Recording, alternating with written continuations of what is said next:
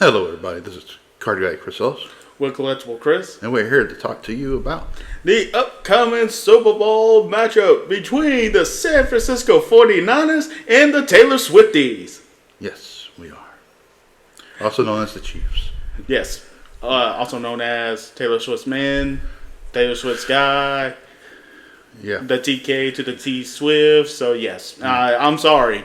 I will make fun of the Chiefs during this podcast. I know we try to be unbiased and everything, but I'm sorry. I am severely ticked off. I want to say other stuff, but this is YouTube, so let's not get censored. But let's go ahead and just talk about the games. The Chiefs basically outplayed the Ravens, winning 17-10. Lamar not having the best performance of his career at all. We all thought Lamar would get past the Chiefs, but he couldn't. He couldn't run, which was sad. So, yeah.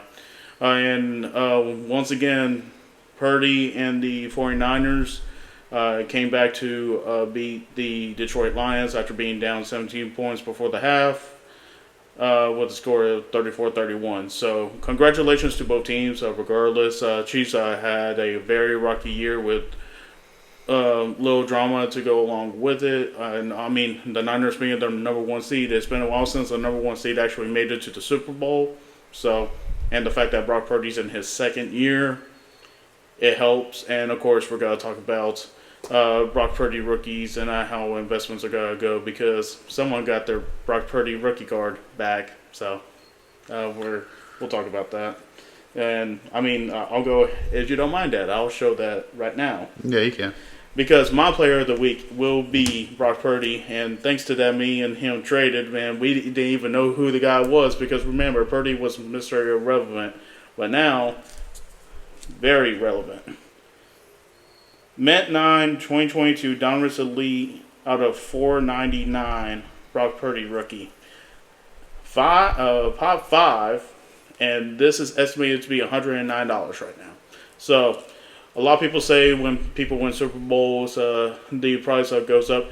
It's not because of that. It doesn't help a little bit. Yes, it does help in value, but remember, it's not how much someone does. It's how much is being put out there. So, like, we'll talk about that later. So, my player of the week is Brock Purdy. He was 20 of 31 for 267 yards, 1 TD, 1 interception, and he did have 5 carries for 48 yards rush, so over 300 yards from scrimmage, which is actually very good against a very jacked up Detroit defense. Yeah, I went with Christian McCaffrey, 20 carries, 90 yards, 2 TDs, 4 receptions for 42. When they gave McCaffrey the ball, pretty much the game was over. Oh, 100%. And he was running over people, like driving the ball down. So, that I mean, it helped also that Debo played too. Oh, it wasn't 100%. Obviously, he came out a couple of plays and stuff, but he played, and that was good. So, in 2 weeks, we'll see probably a healthier Debo. Oh yeah, and hopefully healthier stars as well. Rookie of the week, even though he cost the game, I'm still going to go with Zay Flowers. So for the Ravens, for my Rookie of the Week, he had 5 receptions for 115 yards, the 1 TD. And like I said, he did lose the game for the Ravens. He fumbled the ball at the 1-yard line, but the defender made a great play, literally pushing it out like a good old Chris Tillman ways, if y'all remember Chris Tillman from the Bears days. So, yeah, I still say Zay Flowers had a great rookie performance in the conference championships. Yeah, I went with Jamar Gibbs from the Lions. He had 12 carries, 45 yards, 1 TD, 3 receptions for 11. I don't know why the Lions went away from the run the second half. Pretty much did. Yeah. I mean, Amon St. Brown didn't see the ball until the fourth quarter. I mean, the person that had the most receiving yards was Laporta. I mean, he had 9 receptions for 97 yards. Yeah. So, like. Yeah, Amon was not part of the game plan, which did shock me. Yeah. And if he was, Detroit would have won the game. Like, I'm not afraid to admit it. I was hesitant in picking the Niners last week just because of that, because Detroit is good. Yeah. And that first half proved it. Defensively, though, we both agree it has to be given to Fred Warner. I mean, if you watch the game, Warner was all over that field. 13 total tackles, non-solo, and 4 assists. Yeah, he was having a good game. Yeah, I would say that. I think if you look at the whole, I think if you look at the playoffs though so far, I think the way they've gone though, I think the NFL's happy about how some of the games have been close, comebacks and stuff like that. So like good old fashioned football is the way it's supposed to be. A lot of people is saying that if it was Ravens versus Niners, it's rigged because that's what the start of the season said. And toward the middle, everyone was like, it's going to be Ravens versus Niners in the Super Bowl. Now, the fact that the Chiefs have gone to the Super Bowl now. Now, what I will say is I wasn't happy with a lot of the officiating in the Chiefs-Ravens game. Oh, no, I totally agree, especially that fourth quarter. The pass interference, there was a lot of pass interference that did not get called against the Chiefs that got called against the Ravens. Where the Ravens a little bit too physical, I think, in the game. Yeah, I think that's what helped. I think that's what caused a lot of penalties for them. But I think the refs missed a lot of calls. Now, do I think that the calls cost them the game? No, because, they had their chances. And I'm not going to blame, you never let games get into the refs' hands, The Say Flowers fumble did not help. I will tell you that right now. Because they should have tied the game. Right? Yeah, and basically, Lamar making that interception at the end, he was trying to make a play. And, when you're trying to make a play, it doesn't always work. So, I think, all in all, though, I think as an NFL fan, I'm happy with how the playoffs have been. I think I am too. A lot of shockers. Yeah. Definitely some good key matchups. I like we had the Stafford and back in Detroit in the playoffs. Yeah, that was good to see. That was good to see a young quarterback and C.J. Stroud, rookie year with a rookie coach, being in the playoffs and actually got past the first round. Yeah, you got to see Joe Flacco in Cleveland be, Joe Flacco, again for a little bit, the Lions year, after this whole season, Campbell 100% deserves Coach of the Year. I think he's the shoe-in now. No disrespect to Shanahan, no disrespect to Ryans. Campbell turned around that dang club after 3 years. Yeah. So basically, look at how the winning went. He was 3-13, then went 9-7, and then went, 12-6. Yeah. The Lions should have won the game. As a Niner fan, because the Niners' performance in the first half was pitiful. Don't worry. It was bad.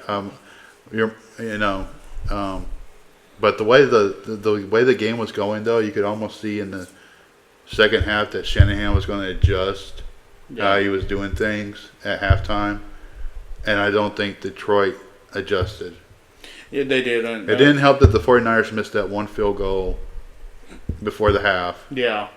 But that was null and void when Detroit didn't go for the field goal and went for it on fourth down.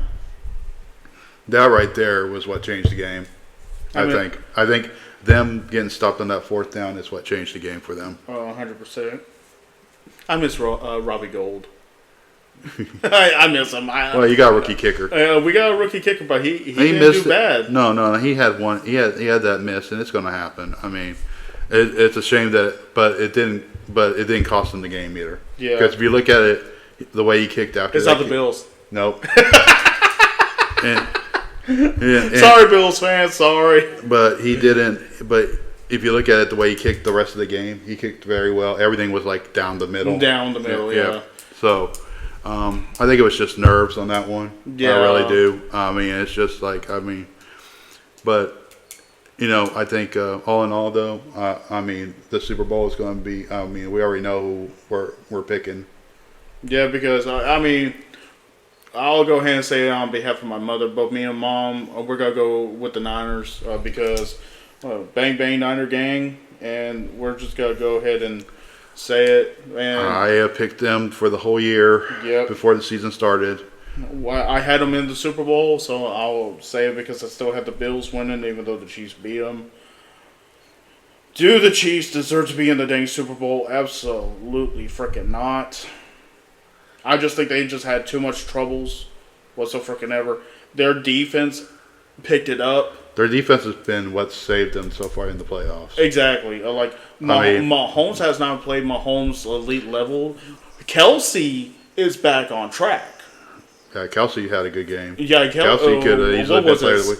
6 receptions, 116 yards, and a TD? Yeah, he had 11 targets. I think. 11. Oh, yeah, 11 targets, and he had that 6 catches. But, Kelsey turned back into Kelsey during the playoffs. Yeah, I think, though, they're going to need a Mahomes game. If the Chiefs win, it's got to be a Mahomes game. Because I don't think the Niners are going to – I think the Niners are going to play the Chiefs way differently than they've been played against the whole year. Here's the thing. I think This is scary. And I'm saying this right now, and I've told people this last night. And I actually had an argument in the middle of Waffle House about this. Chiefs are ahead after the first half. Niners will come back and win the game. They've been behind each game. And they made the adjustments and then won.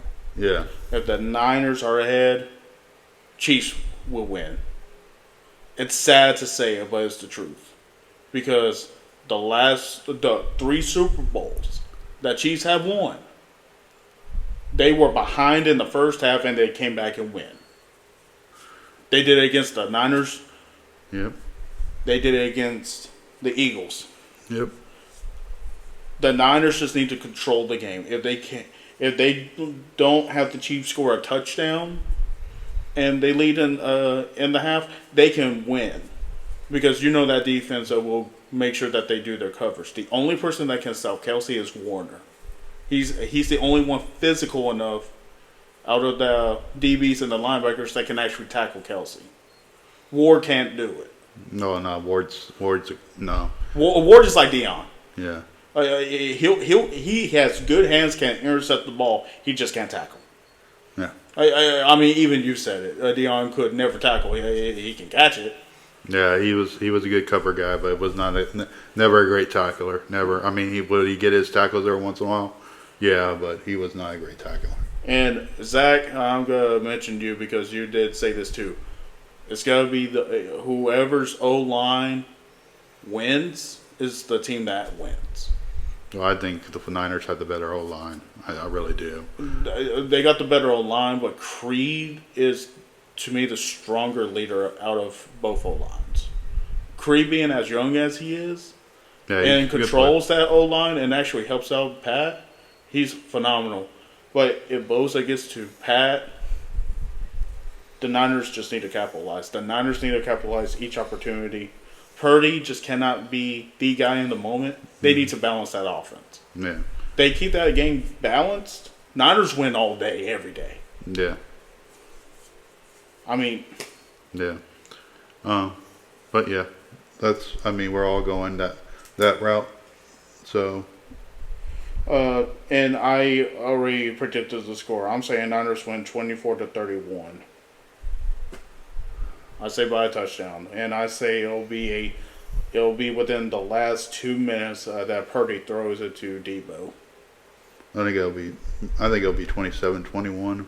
You say 27-21? Yep. I'm still going with McCaffrey for the MVP though. For Super Bowl MVP? Yep. If he doesn't get MVP, he'll get Super Bowl MVP. I agree.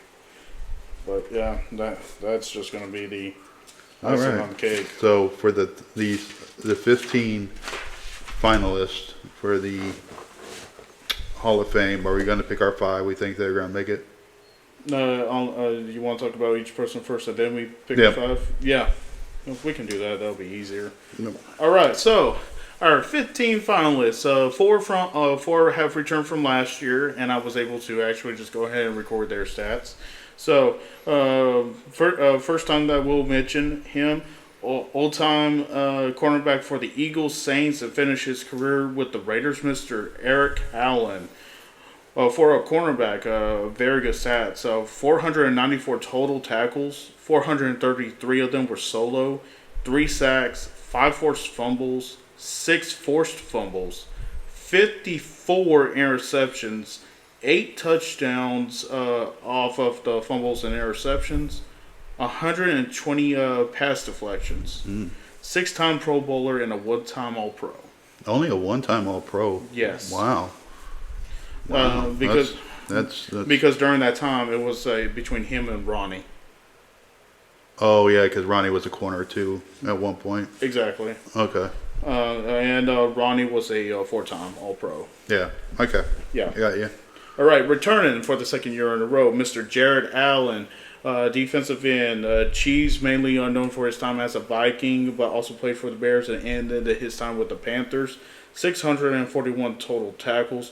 497 of them were solo. 136 sacks. 31 forced fumbles. 19 fumble recoveries. 6 interceptions. 1 touchdown. 2 reception TDs when he stepped in for a couple plays, and y'all can watch that on YouTube. 5-time Pro Bowler and a 4-time All-Pro. Very good player. A very class player, great with kids. Yeah. Very charitable guy, always had a smile on his face. I mean, one of the most intimidating defensive ends, Yeah. and he doesn't look like it, No. which is funny. Yeah. This guy, Dad will talk a little bit more because unfortunately I wasn't able to watch him play as. Actually, no. I'm thinking about the other guy. My bad. Mr. Willie Anderson, offensive tackle of the Bengals and Ravens. He played 195 games, started 184 of them, 4-time Pro Bowler and a 3-time All-Pro. He was a good lineman. He's one of those linemen that you talk about along with like Rofe and Childress, Munoz. He would play well. He did play with Anthony for a little bit. So you got, and he was also on the offensive line when Joe Flacco was a rookie. Yep.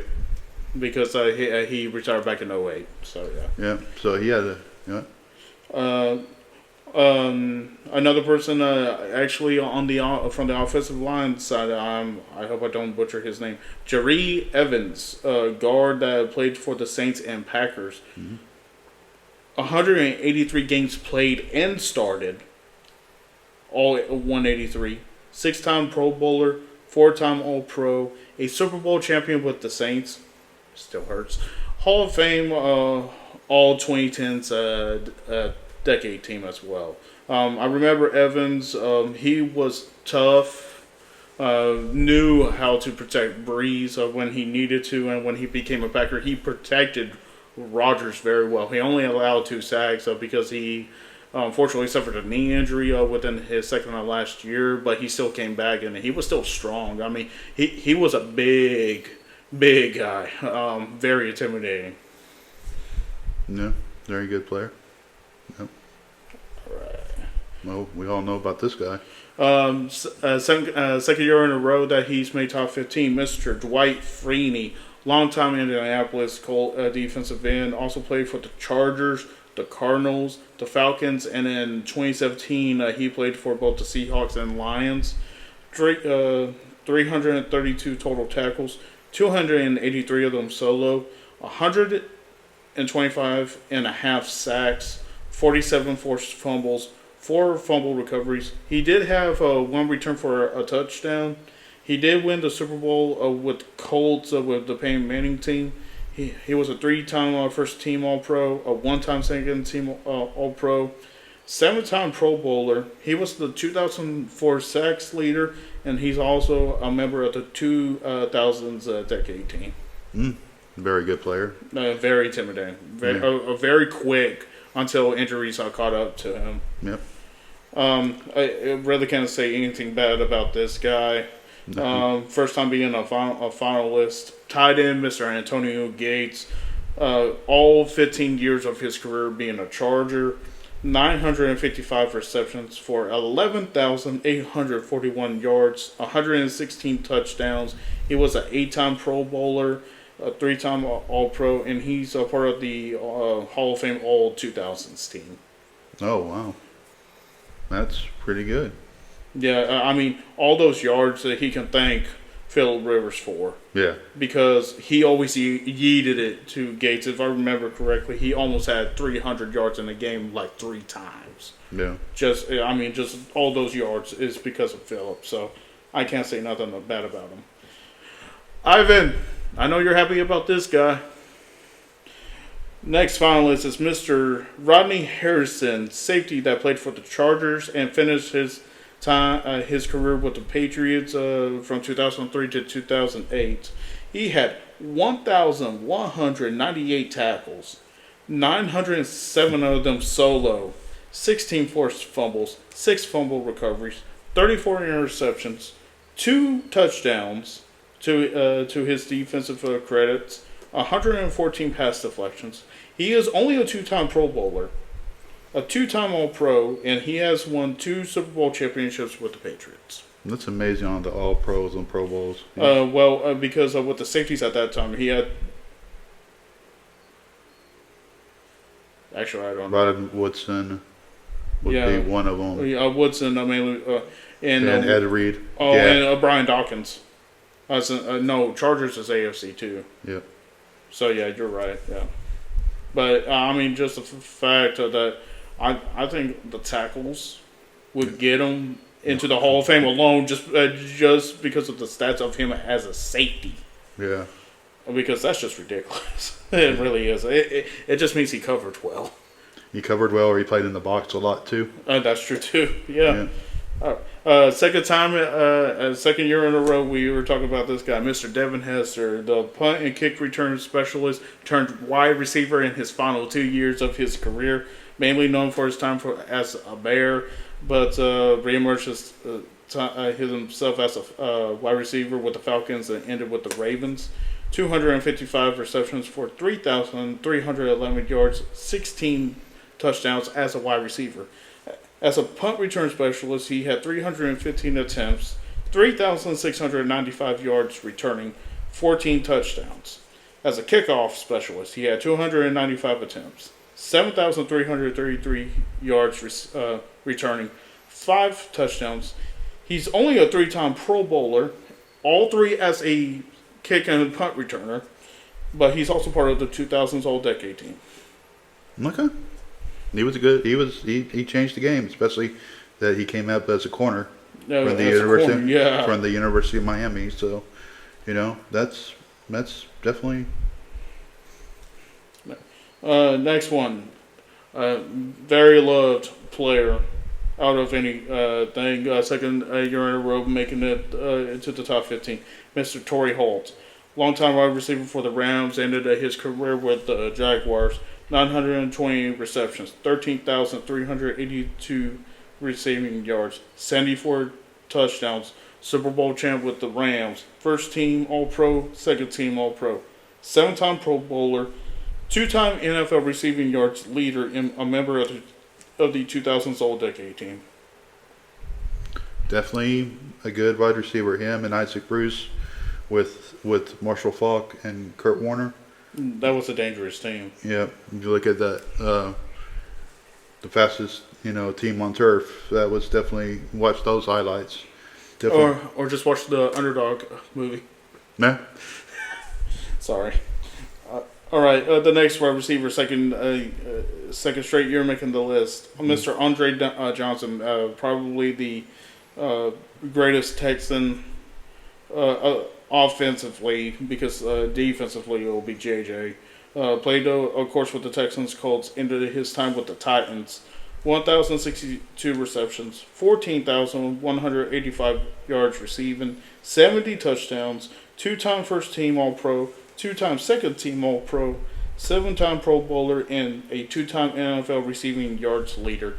Andre was just a beast, especially him being drafted to the Texans. The Texans needed like a star to emerge, and with him and Schaub, it helped a lot. So I would definitely say that he was a good player. He definitely was a good player. And I believe it's this guy's first time. Dang it, I think this was the first time this guy's been on the top 15 list. Okay. Mr. Julius Peppers.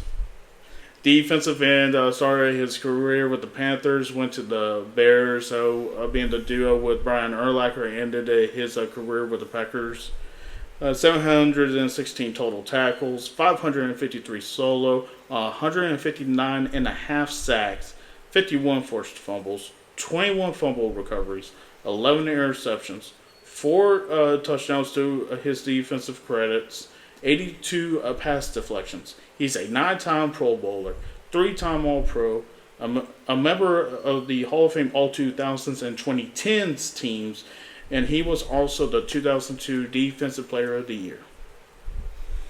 Definitely. Rookie Defensive Player of the Year, my bad. Definitely a beast. Especially when he went to the Bears, and if I remember correctly, he moved to linebacker. If I remember he correctly. played linebacker. He played linebacker and defensive end for the Bears, but it was mostly linebacker. Packers is when he definitely played linebacker. That's right. Yep. Especially after his injury, he had to just be in the coverage spot. That's where all his interceptions came from. Yep. Next person, definitely a beast and one of the Jaguars' greats, Mr. Fred Taylor. Yep. And unfortunately ended his career with the Patriots. 2,534 carries, 11,695 yards rushing, 66 touchdowns, 290 receptions for 2,384 yards, 8 receiving touchdowns, and only a 1-time Pro Bowler. Oh, that's hard to believe because Fred Taylor, when he came out in his years with the Jaguars, that guy was unstoppable. My guy was a beast there. He was a great. He should be always known as an all. Him, Burnell, Jimmy Smith, those early Jaguar guys. Those 2000s Jaguar guys, early 2000 Jaguar guys. Yeah, or early, late 90s. Those guys were just. There's not much you can't say. Definitely should have been in a lot more playoffs and more championship games than they were. But he was a good player from the University of Florida. So another Florida guy. Yeah. There with the Florida running backs. So, the next guy we know very well. And the next 3 are are on their second year straight on being the top 15 finalists.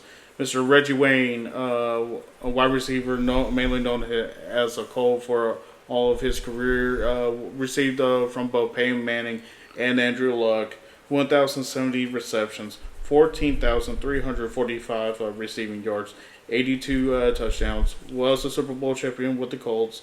He was a first-team All-Pro, a 2-time second-team All-Pro, a 6-time Pro Bowler, and he was the leader for the receiving yards in 2007. Not bad. Very dangerous wide receiver, especially with 100%.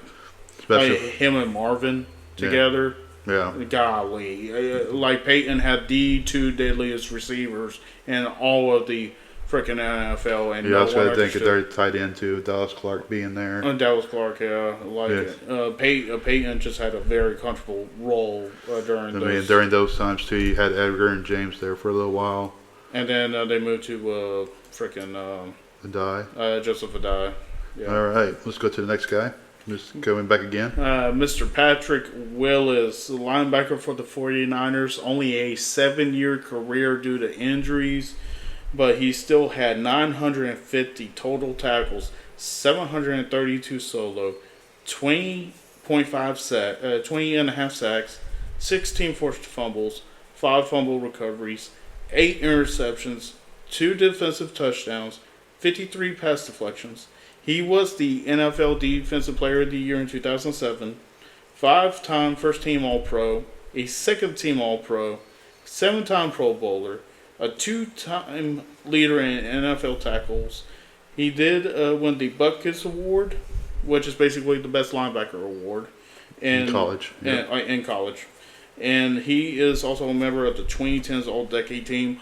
From his early days in Ole Miss to just being a rookie sensation for the 49ers, just the overall beast. He looked skinny as heck his rookie year, but as soon as he started doing the weight training to get jacked up, he was still quick. He would get to you no matter what. Because in Niners history with linebackers, right now we have Fred Warner. Before that, it was Navarro Bowman, and before that, it was Patrick Willis. Yep. So yeah, Patrick Willis was the man. Yep. Next one. And next one, I know you will talk very highly of this man. Oh yes. Mr. Darren Woodson, safety, and played his whole career with the Dallas Cowboys. Yep. 1,350 tackles. Yep. As a safety, 23 interceptions. Yep. 2 touchdown defensive touchdowns, 17 forced fumbles, 10 fumble recoveries, 11 sacks, 95 pass deflections, 2 interceptions. I don't. TDs. Yeah. That was supposed to be. Yeah, that was supposed to be TDs. I don't know what happened right there. Okay. My bad. 3-time Super Bowl champ, of course, with the Dallas Cowboys of that magical dynasty of the 90s. He was a 4-time first team All-Pro, 5-time Pro Bowler, and he was also a winner of the Bart Starr Award. The heart and soul of the Cowboys defense for many years. When he came from Arizona State, the man was the leader of that defense. I mean, the guy did whatever they needed him to do on defense. I mean, he was a stud. I don't know what else you can say about it. It's just he was a great player. Should be in the Hall of Fame. So. Oh wait, we're also. Yeah, we got to name our top 5. Top 5, yeah. You know who you're going with first? I don't think you can go wrong with any 5 of these. Any 5 in this 15. Really not.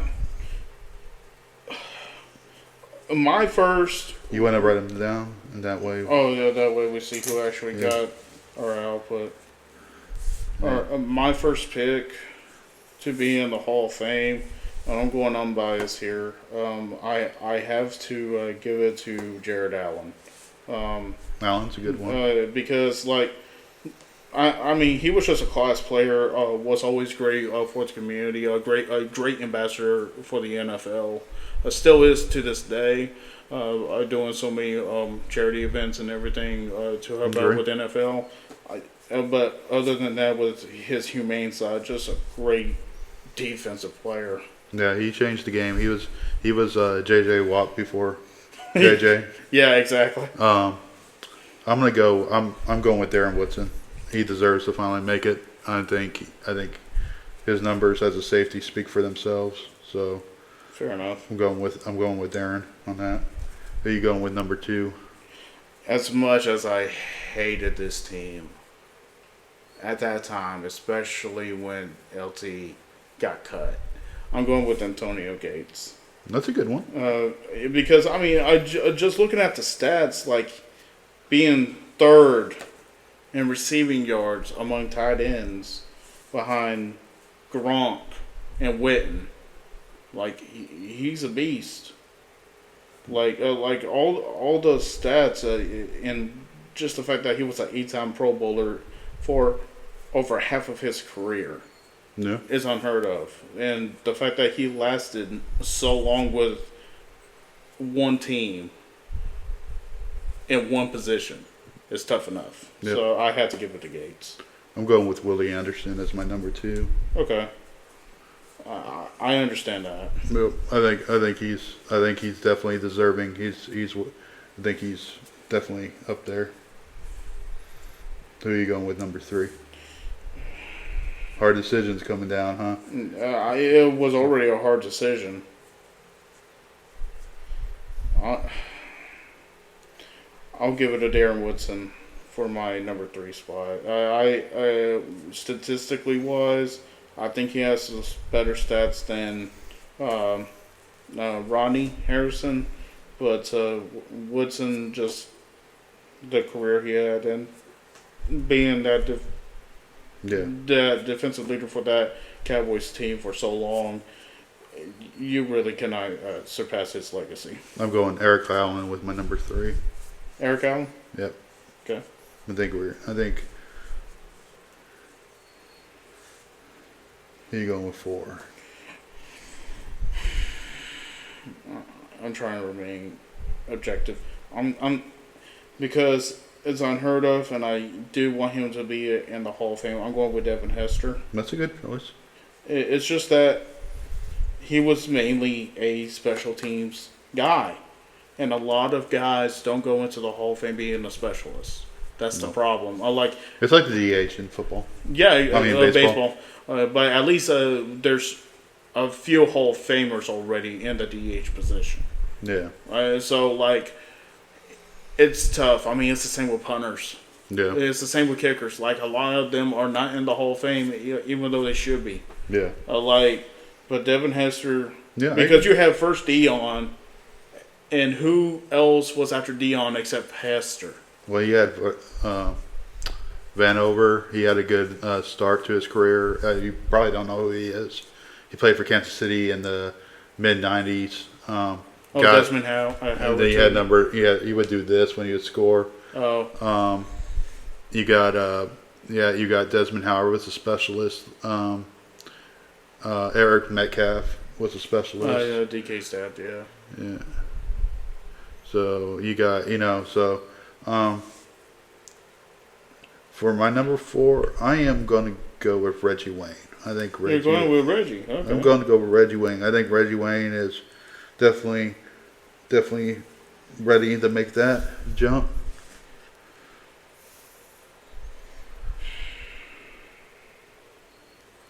I'm stuck on 3.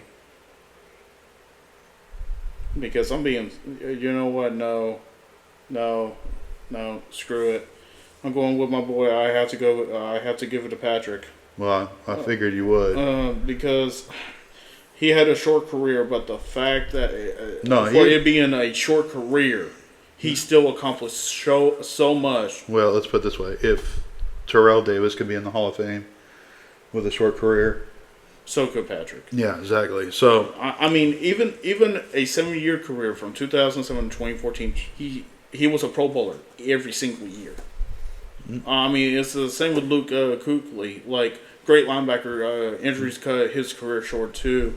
Of course, Kuechly came in 5 years after Patrick? No, he was 2011, right? Yep. 2011. So 4 years after Patrick. So, but the fact that Patrick was just a defensive presence on that Niners team, especially when that Niners defense is starting getting back in his golden days, and Patrick led the charge. So, I mean, I have to give it to my boy. I am going to go with number 5. I am going with Julius Peppers. Okay, I mean, he was one of the ones that I was thinking about too. It's tough for this list.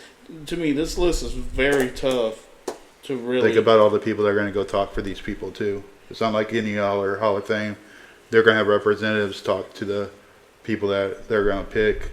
Yeah. And look at these guys are going to have some. I mean, you're going to have probably Peyton Manning come in and talk about Reggie Wayne, and then you're probably going to have Kurt Warner talk about Torrey Holt, and then you probably have either a Matt Schaub or yep. Or even JJ talk about Andre. Yeah, you're gonna. I mean, that's gonna be That's gonna be pretty cool just to know who to go and talk about those guys. So. I mean, shoot, Jared can have frickin' AP talking about him. Yeah, I mean, I'm so glad I didn't go against my teammate. Yeah, so I mean, you could take any of these guys and put them on the list of 5, and have your list.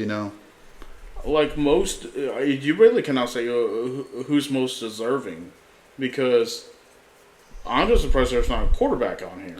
Yeah, that's the first to me too. Because There's not a quarterback on here for sure. Nope.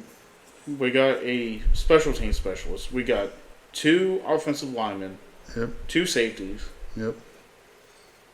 Plenty of defensive players on this list. A lot of defensive players. Most of them defensive. No, not even defensive ends. And we got 3 wide receivers and only 1 running back. Yep. So it's like, really just 1 linebacker, which is Willis.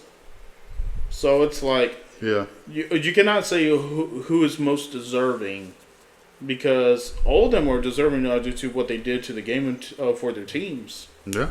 I mean, to me, what hurts is Taylor, in my opinion. I don't think Taylor will get a lot of love just due to the fact he's a Jaguar. I hate saying that. Yeah. I mean, they don't have a lot of guys in the Hall of Fame, obviously.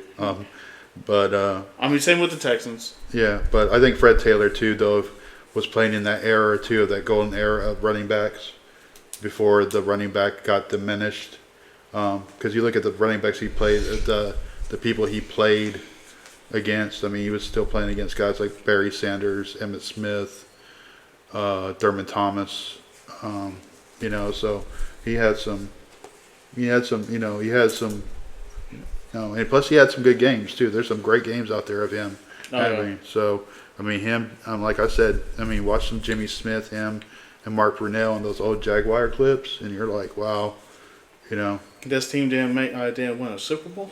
No, they had a good team. I mean, they were the same year that they went to the championship game their second year along with Carolina. So Yeah. think about it. 2 expansion teams, second year they were already playing the NFC Championship game. Think about how that looked. That looked like they were going to have, Mark Brunell was, to me, a great player. No, Brunell was. Great stats of a quarterback. Running quarterback, wore number 8, along with another great running quarterback that wore number 8 during that time. So, there's a card of both of them together on the same card. So it's really cool. But yeah, I hope.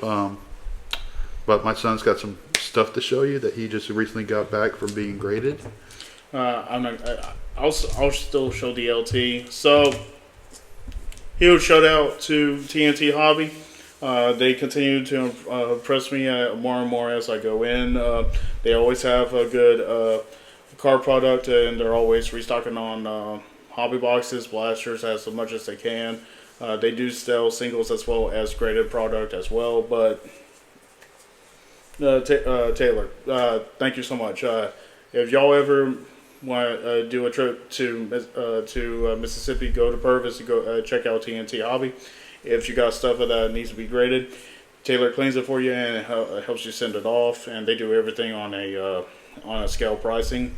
So I'll go lowest to highest. So I do have the 2015 National Treasure LaDainian Tomlinson out of 25. Yep, there it is. Relic, it did come back at 6. We did not know it was going to be that bad because the whole back side of this right here is actually smashed in. It's very widened, and we all didn't know that. If I knew it, I wouldn't have sent it off. But it's still a beautiful card. That patch is just unbelievable. So I really cannot say anything bad about it. Y'all know I like LT, so I really can't complain. No one has gotten this graded though, so this is the first. It's a pop 1. I just hate that it came back at 6. The front itself was fine. If it was just graded by the front, it would have been a 9. So, yeah. For my PC, I have the 1998 playoff momentum Payne Manning rookie card. Came back a mint 9. There's the front and there's the back. So there are 297 of these out there. And y'all are saying, oh, he has a Payne Manning rookie. It should be worth a lot of money. No. So he had a great career. He was a great quarterback, Hall of Famer, everything. The best card has got to be his Topps rookie card. Still holds a lot of value. But because of it being so much out there, this is only worth $23. So y'all remember, it's not how good they are, it's how much is actually out there. So that's that. Y'all saw it earlier, my Mint 9 Donruss Elite out of $4.99. Brock Purdy rookie. So this one, also a beautiful card. There's only 5 of these in existence, and it is priced at $109. So, and the fact that Mr. Relevant is now going to the Super Bowl, will value spike up a little bit? Yes. But once again, it's not about how good they are. It's about how much is actually out there. And now, the Holy Grail. Or your new Holy Grail. My, it was already my Holy Grail, but